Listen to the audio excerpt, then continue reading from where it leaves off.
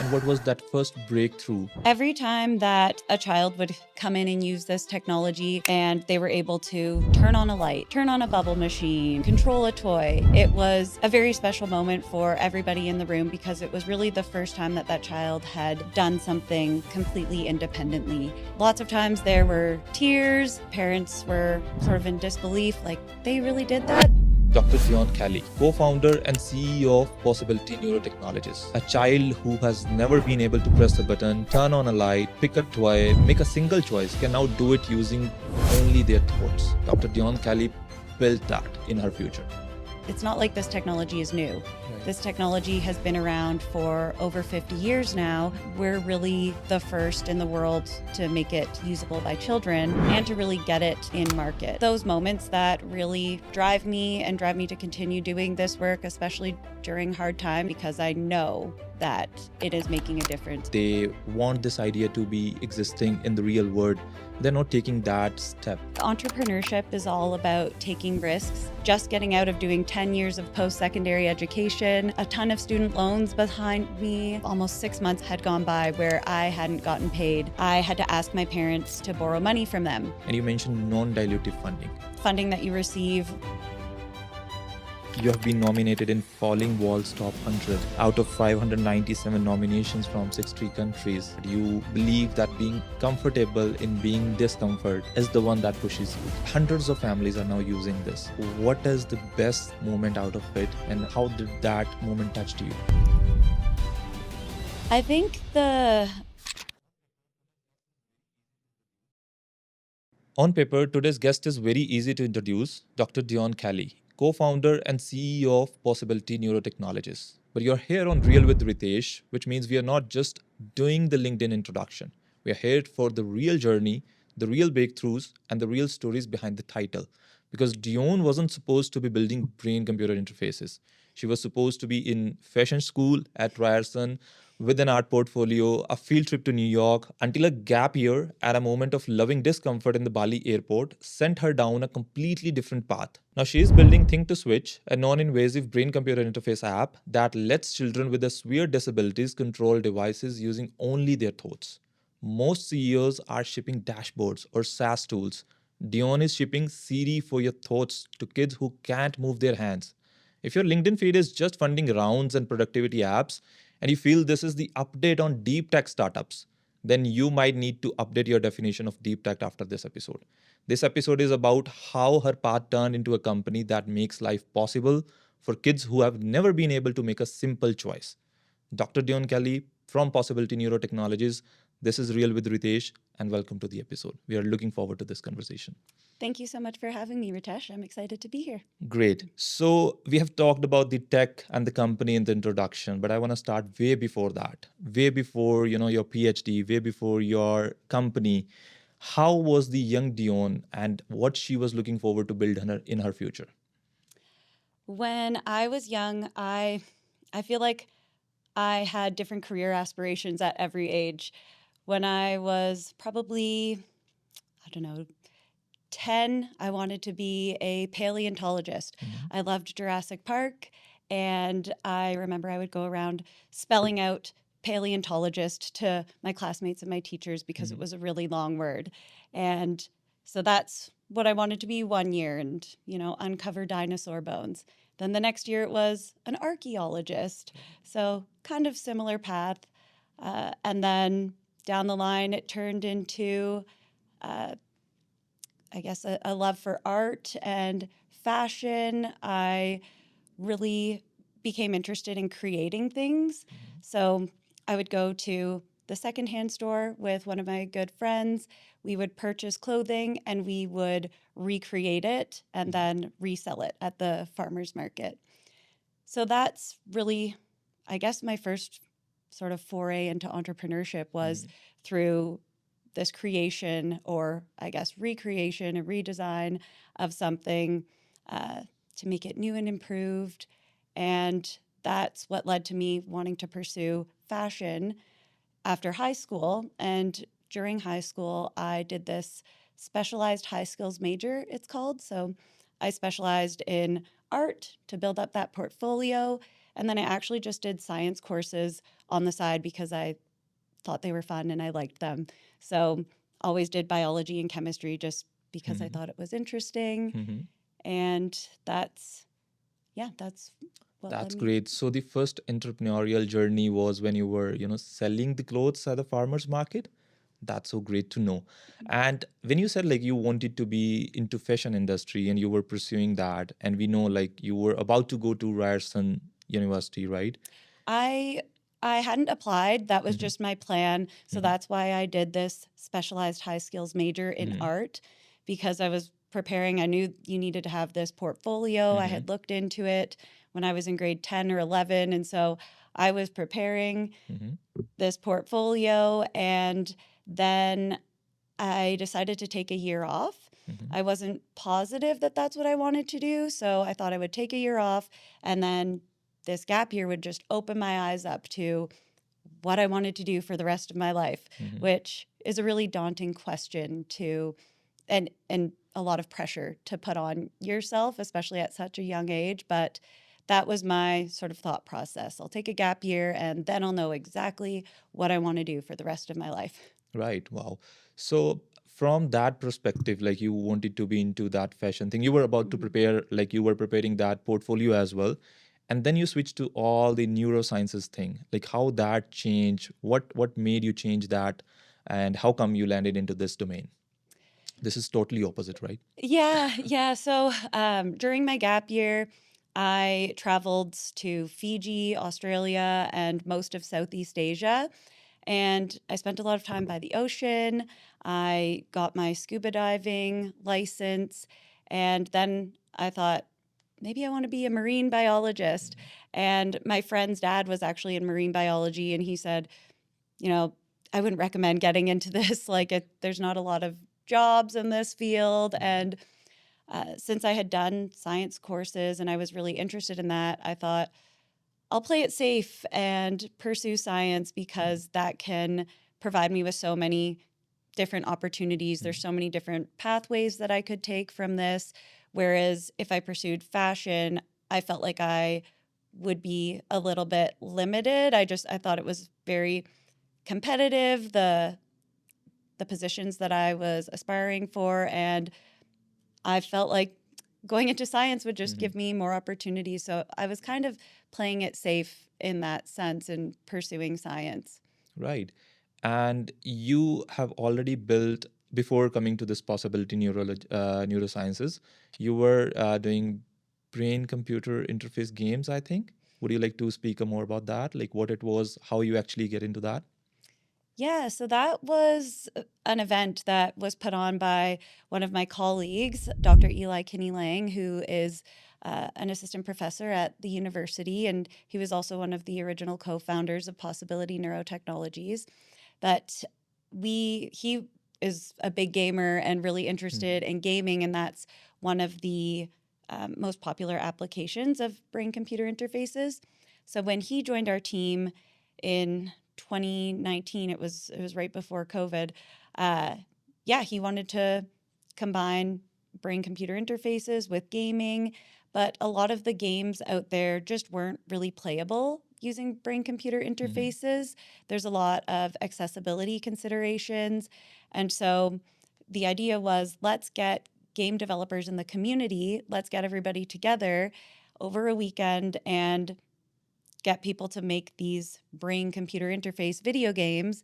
And we'll get some of the kids and families that we work with to actually inspire the development of these games and shape the development through panels and through being actively there while the developers were creating these games over the weekend.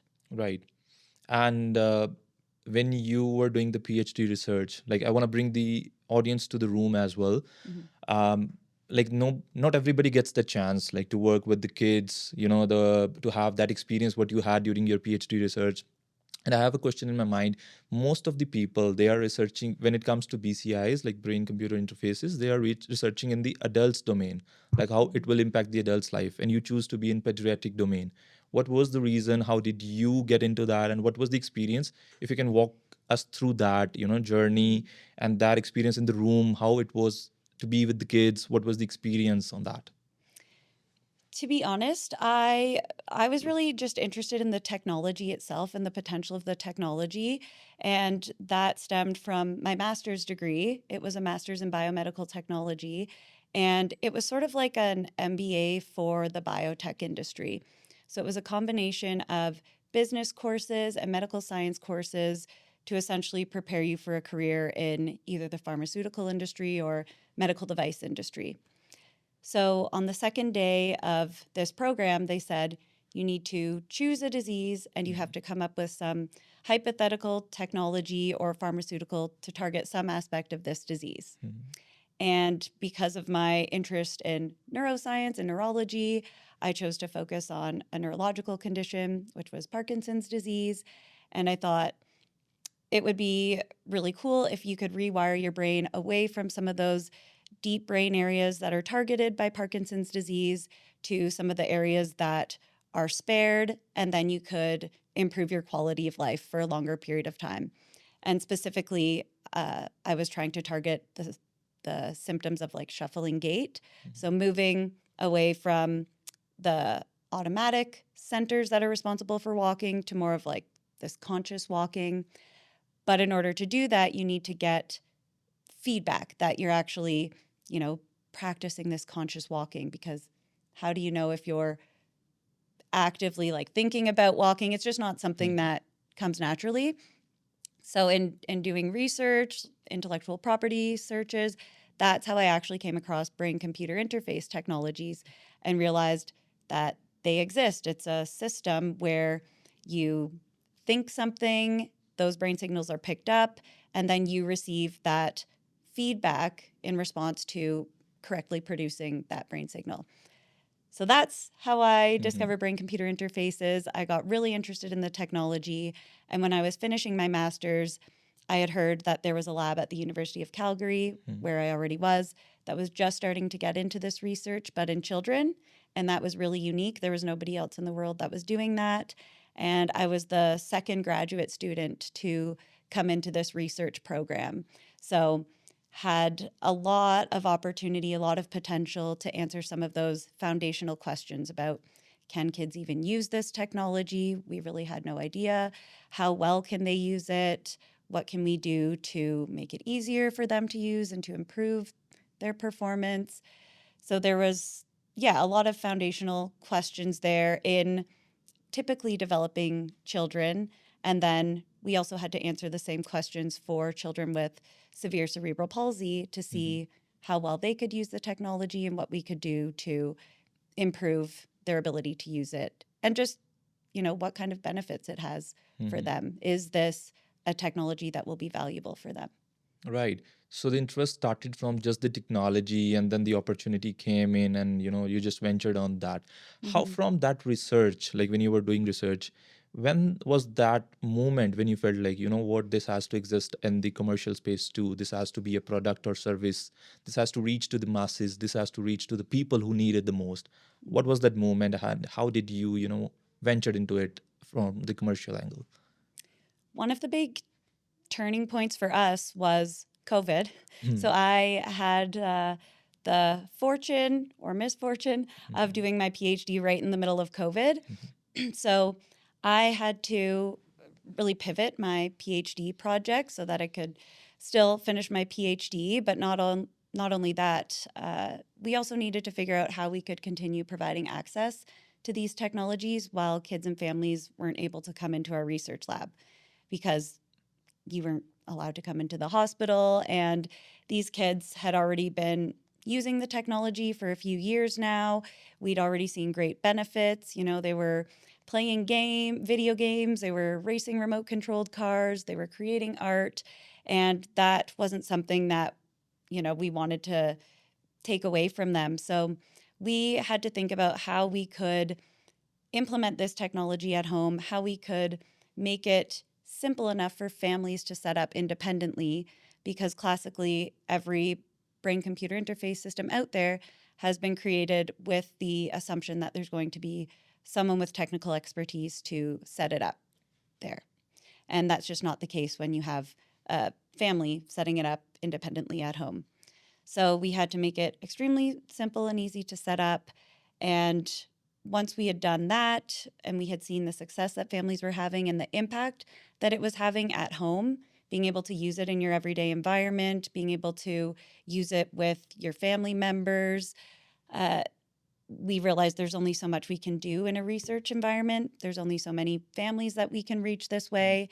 And to expand access, to truly expand access to people who could benefit, we needed to commercialize what we had. And that was how we were going to get it out there to more people who could benefit. Right. And what was that first breakthrough when you just ventured into this company, this started up? How did you reach the market in the means like to the right person, to the right, children whom you can give the product? Did you have that one person's feedback, one kid's, experience when he or she has felt through it? What was that? Every time that a child would come in and use this technology and they were able to turn on a light or turn on a bubble machine or control a toy, it was a very special moment for everybody in the room because it was really the first time that that child had done something completely independently. And for a lot of the parents, it was the first time that they were really truly getting this evidence that their child was indeed in there, so to say. So, lots of times there were tears. Parents were sort of in disbelief, like they really did that. They did that all on their own, and it's those moments that really drive me to continue doing this work, especially during hard times, because you can see the immediate impact. And with a lot of other technologies, it takes a long time to get there. And Right. to be honest, if I couldn't see the immediate impact, I don't know if I would. I think it would be a lot harder to be going down this entrepreneurship Right. road. But yeah, it's really seeing those moments and getting to be a part of those experiences that make it a no-brainer for me to continue doing this work, because I know that it is making a difference. It's making a life-changing impact for these families. Right. I think that's the fuel for any entrepreneur, right? Seeing the execution at the ground level and when it is impacting the people at real time. That's great. And I think for the founders who are listening to us, who just are at that point where, they're feeling like this is the idea they have. They want this idea to be existing in the real world, but they're not taking that step. What would you like to say to them?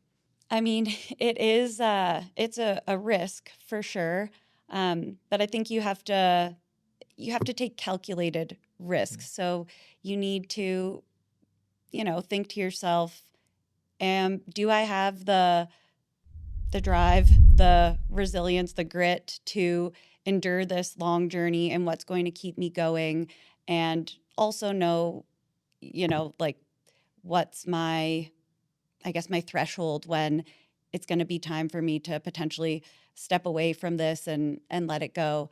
I think, yeah, it doesn't hurt to try. Even when I was first deciding to start this jump in with 2 feet with this company, it's obviously a huge risk after just getting out of doing 10 years of post-secondary education. I had a ton of student loans behind me.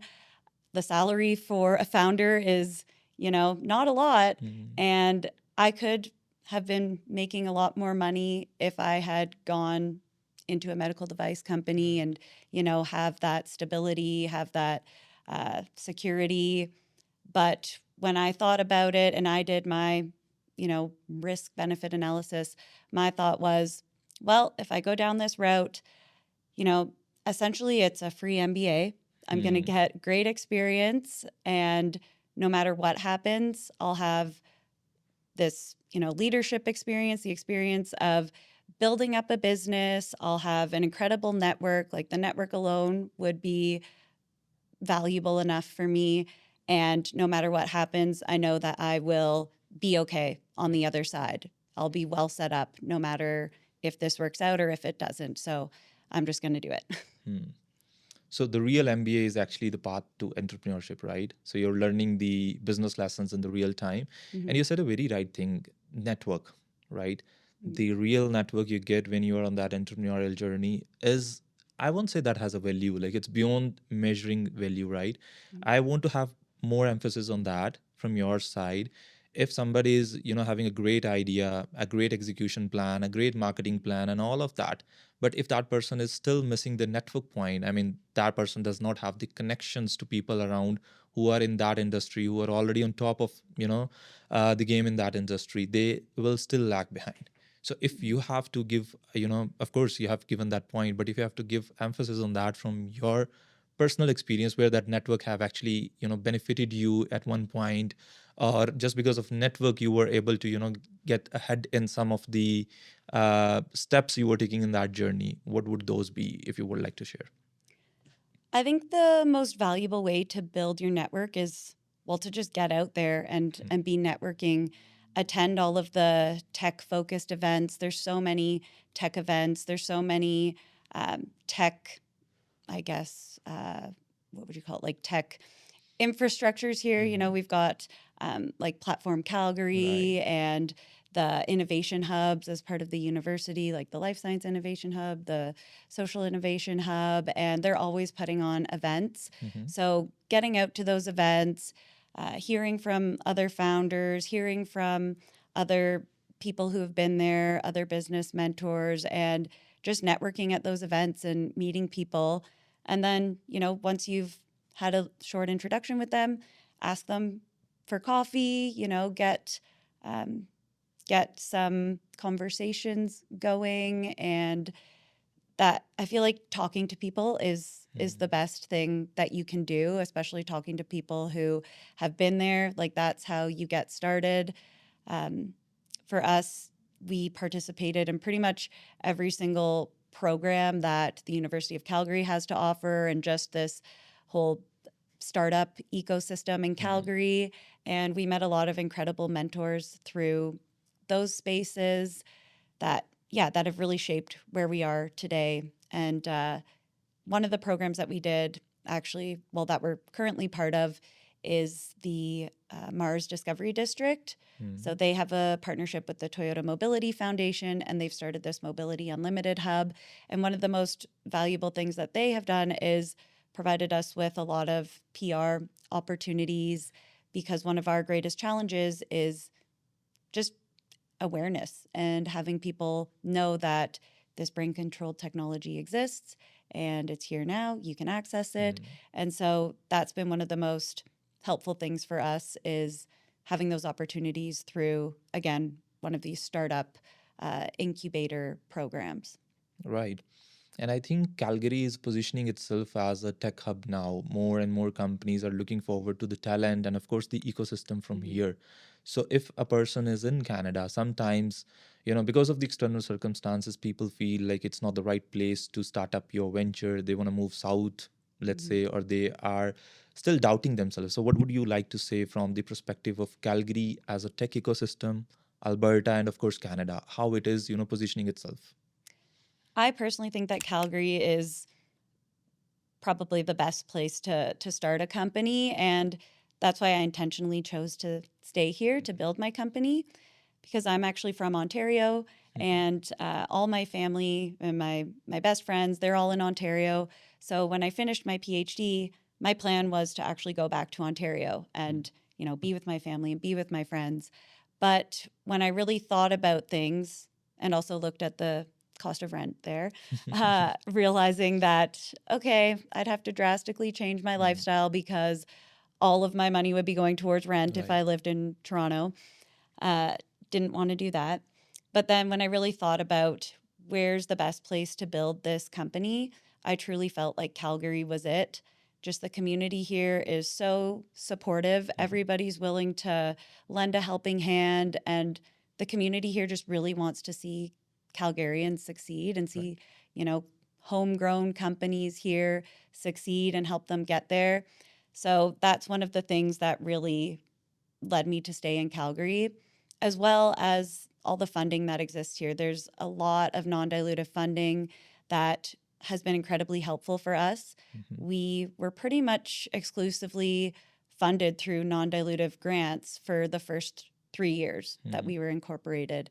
And I don't think that you get that really anywhere else. Mm-hmm. So that was another big factor. And yeah, I feel like that decision has already proved to be validated. Right. And that proved to be in your favor.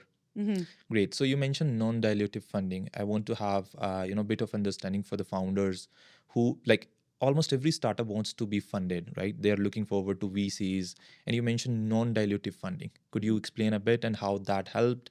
What is that? Yeah, so non-dilutive funding is essentially funding that you receive where you don't have to give up any equity. And, it's not a loan. You don't have to pay it back. It's essentially free money. Mm. And it comes in the form of grants. Typically, you can also get tax credits. If you're doing research, the SHRED program gives you back tax credits.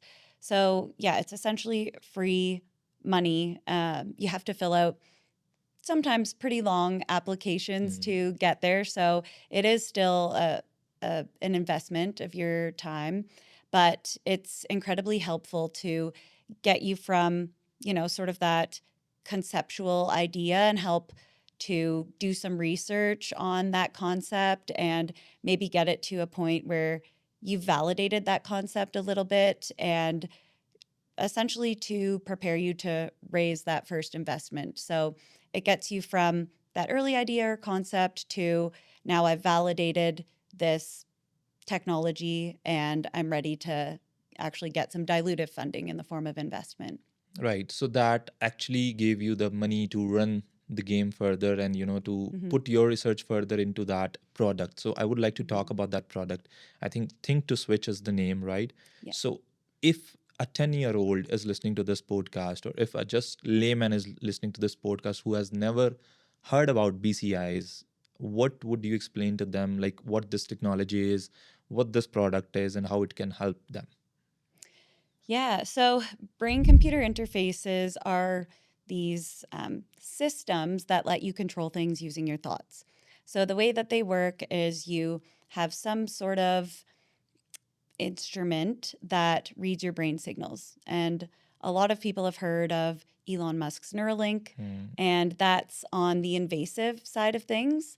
So you have to have a chip or some sort of sensors implanted directly into your brain or on top of your brain. So that requires surgery.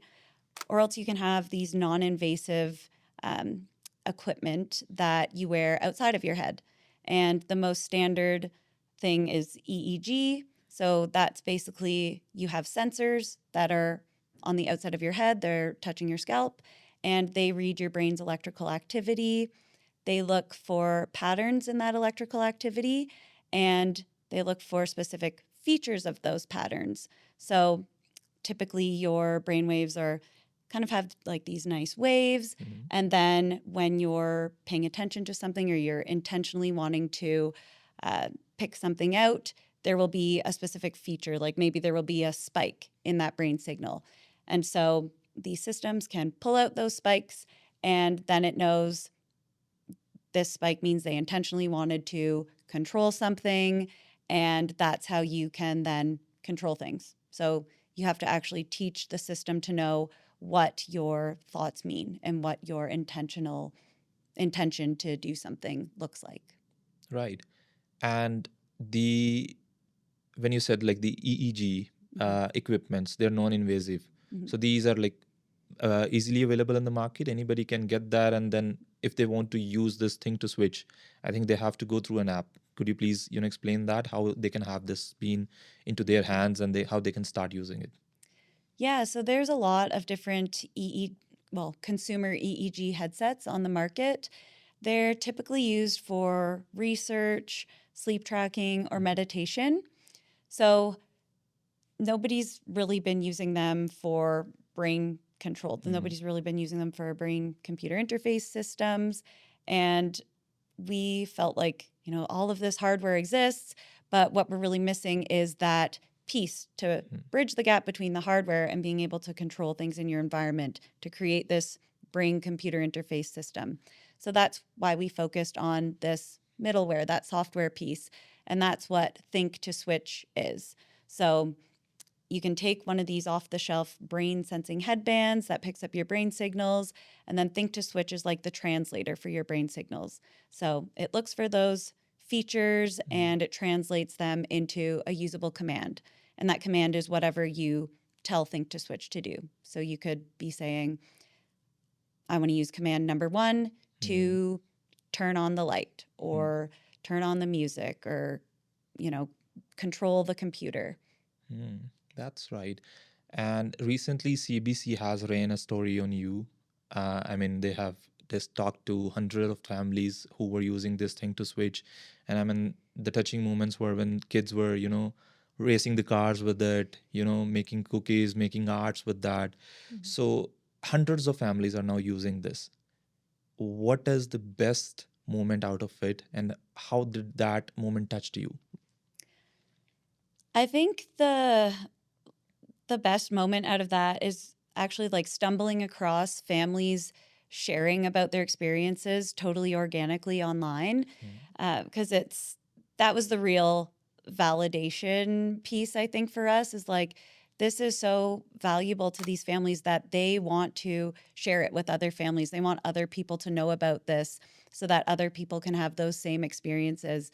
And that was really a win, a big win for me, was coming across some of these posts like completely organically. There were a couple families who, I had never met them. I didn't know them, and they had completely adopted this technology all on their own. And they were now sharing it with other families in their network and sharing it with their social media following, which was really cool to see. And they're doing so many cool things with it, things that we never even thought that people would do with it. I know there's one little girl who, or one young lady, I should say, who was plugging in a sewing machine and was creating, well, I guess, fashion pieces, sewing things, which she's the first person in the world to ever sew using her mind. So there's a lot of world firsts that are happening, and that's extremely exciting. Right. That's a real proof of concept and validation to the idea which you started with. And recently, what I was looking at is you have been nominated in Falling Walls Top 100 out of 597 nominations from 60 countries. You have got a chance to be on that stage. And if being selected on that, you'll be speaking in Berlin, right? Yes. When you heard about that announcement, what was the feel for an entrepreneur? It's, well, again, it's very validating. Like every recognition that we get is just another piece of validation to show that, what we're doing is valuable, what we're doing is making an impact, and it's not only being recognized by the people that it's making an impact for, it's now being recognized by other people. And especially because our mission is to promote a more inclusive future and promote a more inclusive society, I think that recognition is really valuable for us, that it's going beyond just the people that could really benefit from it, and it's expanding out. So it's being recognized by, the science community, which is huge, because it's not like this technology is new. Right. This technology has been around for over 50 years now, but we're really the first in the world, well, to make it usable by children and to really get it in market so that it's available to the people who could truly benefit. So it's incredible that is being recognized by such a reputable foundation. Right, definitely. From the founder's mindset, I have a question around it. Your philosophy, what we heard of that, you believe that being comfortable in being discomfort is the one that pushes you. So for a founder, like if they get into that trap, like they're getting comfortable with their own idea, with their own thinking, we can call it overthinking, we can call it like they're just, refining their thinking over the time, but they're not actually executing on the ground. So how that philosophy should actually be used so as they get, down on the ground as well.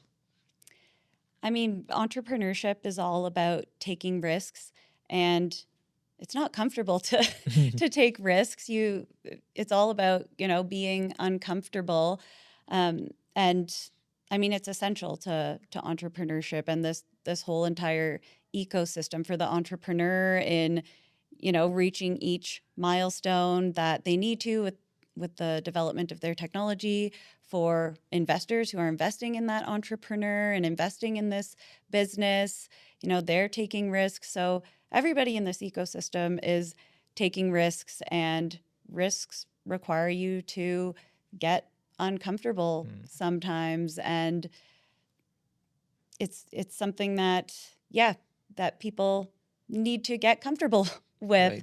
And so when I heard that saying, get comfortable with being uncomfortable, when I experience something that I find uncomfortable, I repeat that in my head, because I know the more that I do this, the more comfortable I will get with it.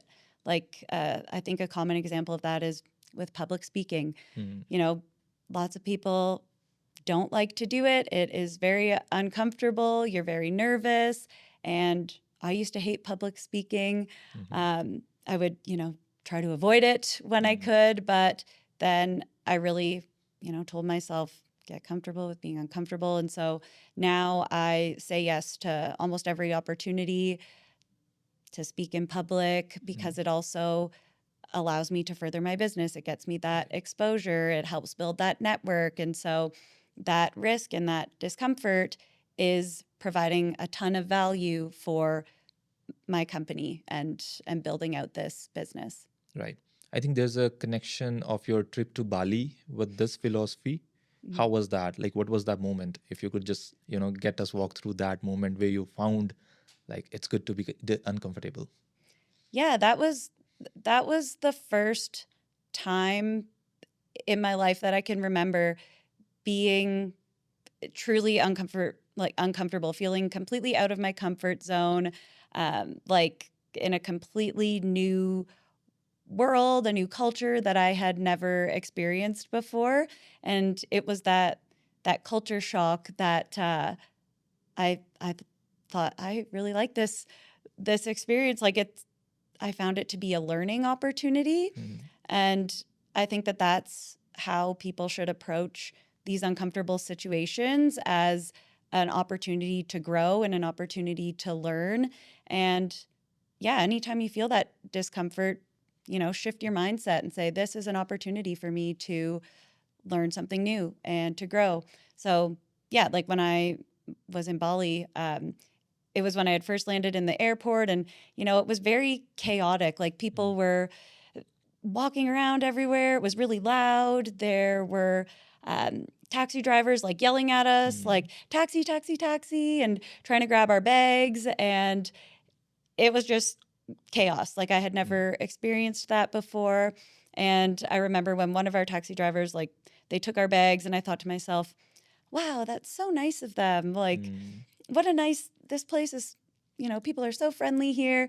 And then he held out his hand and obviously, like, wanted some money for it. And I was just not used to that. And I think it just sort of made me realize just kind of how naive I was, and that I wanted to learn more about, cultural customs and what to expect when I was in these types of places. And it was a learning opportunity. Right. That was a different exposure to what you were used to having in your home country, or otherwise the other Western world, I would say, right? Yeah. For every entrepreneur, I mean, like, when we say being comfortable in discomfort is something that pushes you further, sometime at some point of their life, because every entrepreneur is on their own journey, like, they are going ahead, they have that moment where they doubt themselves. That's definitely a point in every entrepreneur's life. So was there any moment in your life when you were like, am I doing right? Or there should be a stop, then you have to think again. Something like that happened to you? If yes, what was that? And we would like to know, like, how you actually overcome that. Yep. Yeah, that happened quite early on in the journey. And I remember it like it was yesterday, because it was when I had just finished my PhD. I had decided to pursue this full time.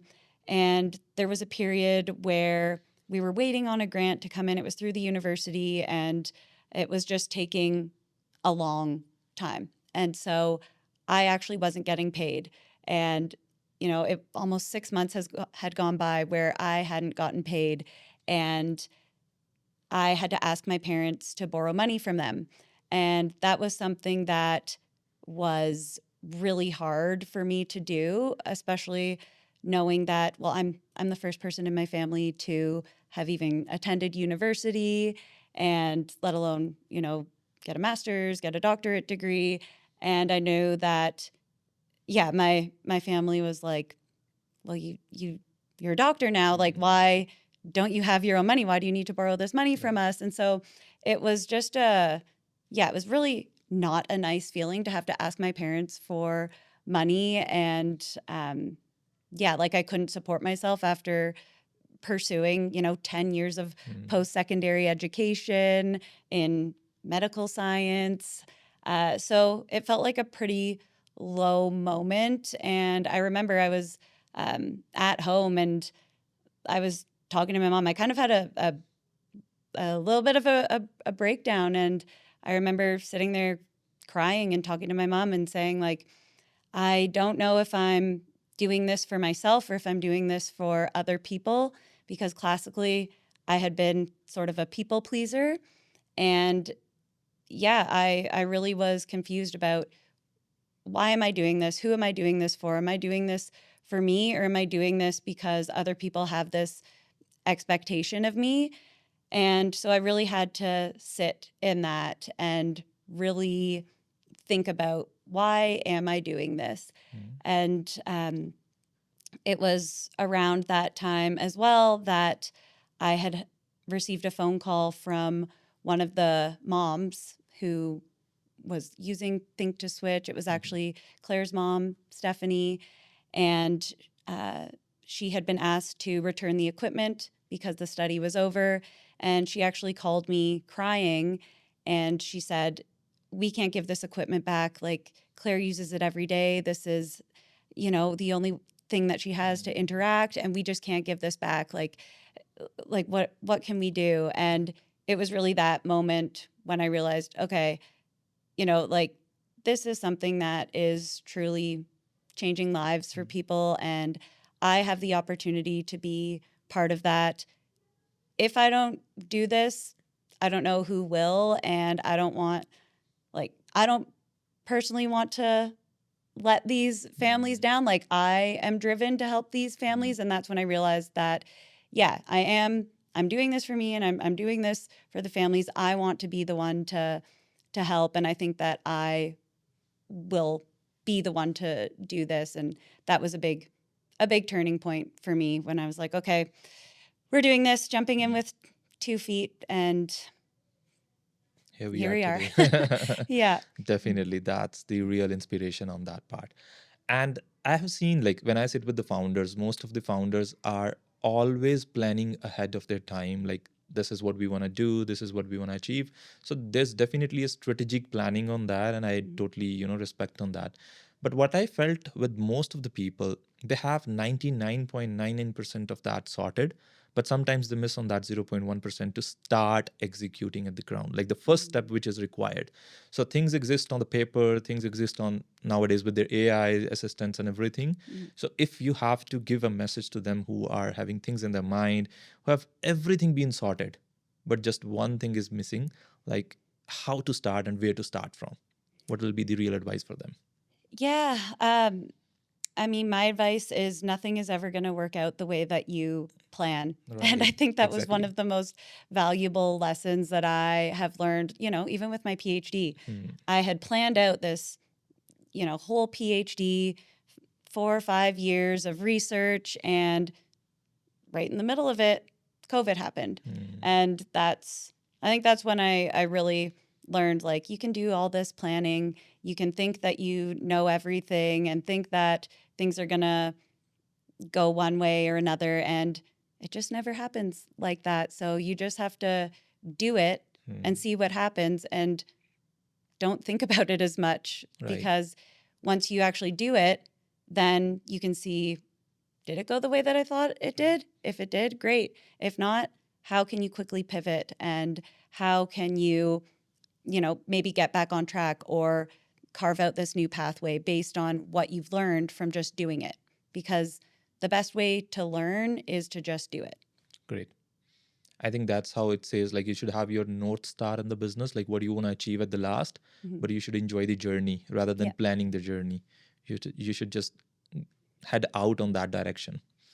Right. So I want to do some rapid fire questions with you. And the first answer that comes to your mind should be the answer that our audience should get. Okay. One word that describes your leadership style. Empathetic. Great. The last thing you read, watched, or heard that genuinely changed how you think. It was in the book When Breath Becomes Air by Paul Kalanithi, and it was what makes life worth living. Great. Fashion school or neuroscience? If you had to choose again today, knowing everything around it, the way at this moment you are, what would you choose and why? I would choose neuroscience because it's just so fascinating. There's so much about the brain that we don't know, and there's so much potential to learn new things and answer new questions. If there's one lesson that people who are at the point of starting something, or maybe executing what they have in their mind, if they have to take one lesson from your journey, what that lesson would be? Don't think, just do, and you will learn the next steps by doing that.